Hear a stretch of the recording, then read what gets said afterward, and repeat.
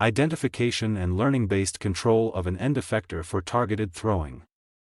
In the conventional way of transporting objects, the robot has to move near the bin location and then adjust itself.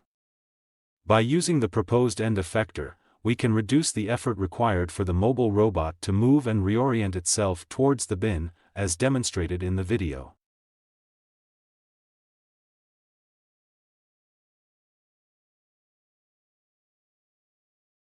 This shows the working principle of the end-effector for grasping, placing and throwing as shown in the figure.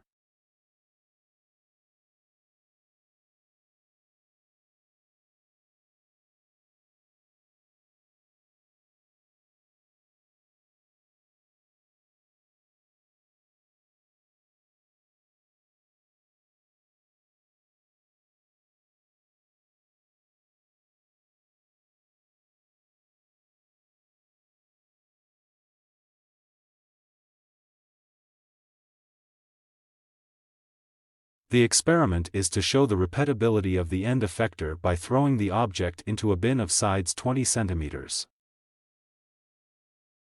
The gripper is fixed to the drone to conduct experiments aimed at observing the effects of propeller wash. Our observations indicate that the impact of the propeller wash is minimal when the object is released from a position outside the base footprint of the drone.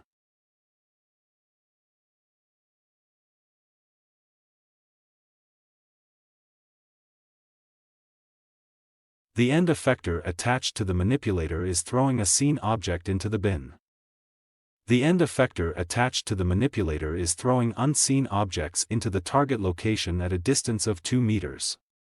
The initial pose and stroke length are determined through throw optimization, while a residual stroke length, obtained from the trained model, is added to improve accuracy.